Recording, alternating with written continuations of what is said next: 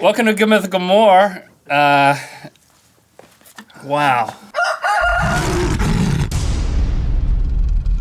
I'm sitting up now.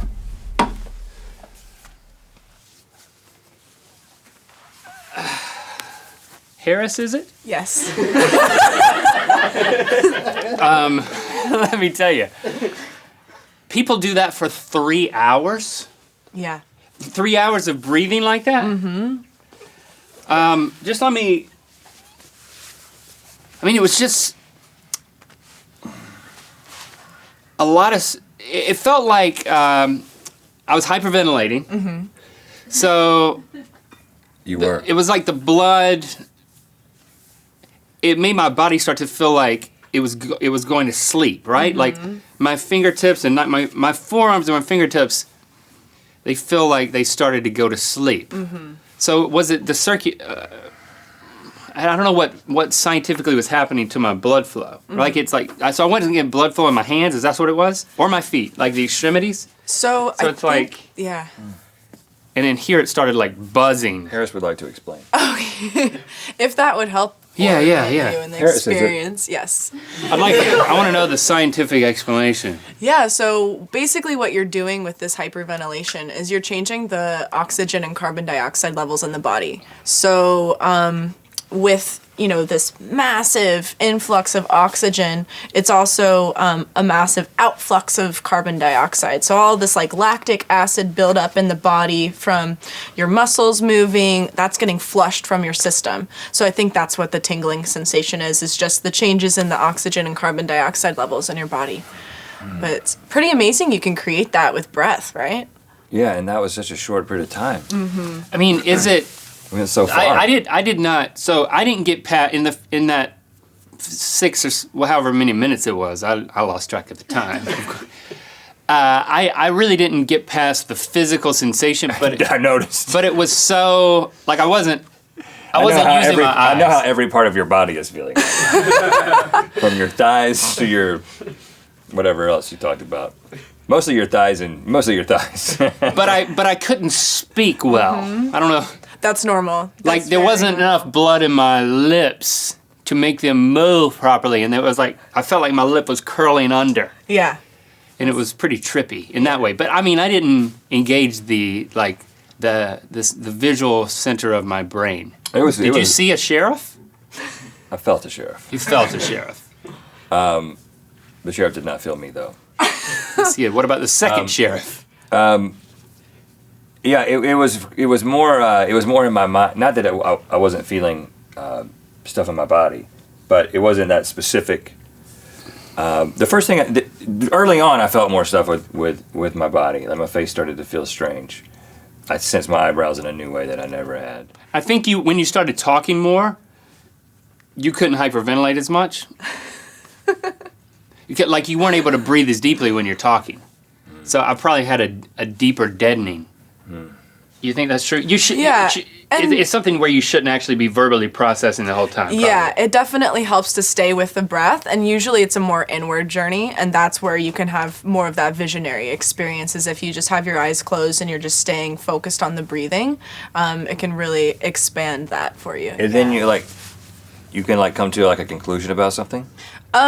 You can. Traditionally, it's like a non-directed approach. So whatever arises, that's why having an intention can be useful, because if you go into it, with the intention of clearing something or getting clarity about something, the experience can, help you come to a conclusion. But it's not like some Santa Claus genie comes into your experience and gives you poof an answer. Usually the clarity that we're finding or looking for is something that's, we have all the answers within us, and the breathing just helps you access different parts of your body. So maybe more of a clarity associated with mindfulness. Mm-hmm. Yeah.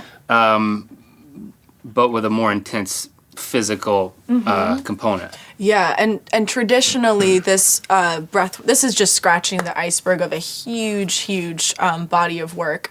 And it's been used to... I've never scratched an iceberg. I like that. Yeah. The tip of the iceberg, Scratching guess I should say.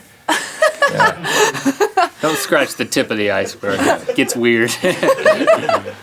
scratch like a face of the iceberg. Yeah. You know, Or don't scratch it at all. Just refer to it. Don't get too close to it. You should just be like a good 2 or 3 boats lengths away. Yeah, if you're like navigating like this is more like a metaphorical iceberg. Right, we're not talking like yeah. like ocean navigation here. Yeah, I'm not like recommending getting too close to icebergs. Well, but how deep can it go? I mean, obviously, Really how deep. long have you been doing this? I've been doing this work for about 1.5 years, but Stan Groff and Christina Groff, who started holotropic breathwork, they've been doing this since the 70s. So their sessions are typically longer, and it's a really good tool for uncovering just repressed feelings, moving through difficult experiences, clearing out trauma from your field. So it can be. But if they've been doing it since the 70s, how are their brains? Like, do they still seem like Better, probably. Because I'm a little because it also seems. Are you oxygenating your brain, or are you depriving your brain of oxygen? Because it when I get lightheaded, I thought that meant that I was depriving my brain of oxygen, and that's what it felt like.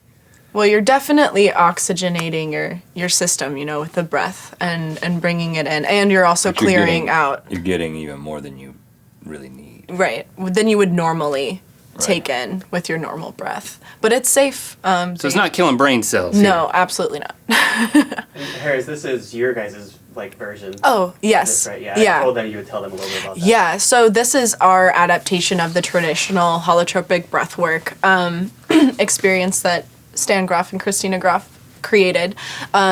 Typically, a holotropic breathwork session is non-directed, so it's just a wide open experience. Sean and I adapted this to focus on the body. Sean and my offering is called Earth Speaks, and our intention is to help people stay grounded. And so we decided to kind of threshold. That's why it's only a minute for each center, because it gets you sort of to that point, but keeps it very in the body, so that you're clearing out, stuck energy in your body, so that you can show up with more presence, more mindfulness, and be more grounded in the moment. So how many? I mean, obviously, Los Angeles is a good place to be if you're going to do this kind of thing. You can find some people who will do it. Yes. So I mean, how big are these classes? How often are you doing them? We just started offering them, but typically in this area. But typically our sessions are about 20 to 30 people. And we'll just have everyone in a big room together. And there's also something about breathing together with a huge group of people that can be really helpful to just, you're held in that experience, and it helps you stay present with the breath. Because what if there's like one individual, you got 20 people, statistically, you're going to have one person with just ridiculous halitosis. So now you got a whole room full of people, and one guy's just like a cannon over there, just like fumigating the whole room. You got to mitigate that. What do you do about that? Do you have a special bubble or something you put over him? We got sage. He's like, boom, right in his throat. Stick the whole thing in his mouth. No. A little dollop of Choke that man with sage.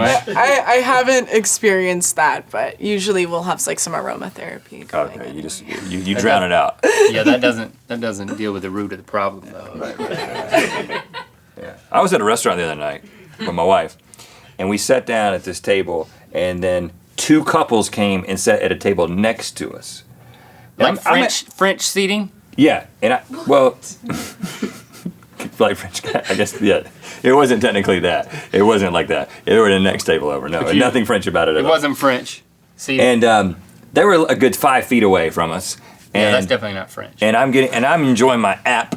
And then the next thing I know, Jessie looks at me. She's even closer, and she's like, I saw the look on her face. And then like a second later, I smell it.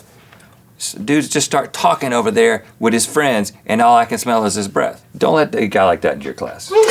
Keep that in mind. Ruin my appetizer. You're welcome. Yeah, that was our contribution. Thank you. Thanks for sticking around for Good Mythical More. If you want to watch more, well, we don't have Good Mythical more, but we do have a lot more videos. Here's 2 of them. Also, click the circular channel icon to subscribe.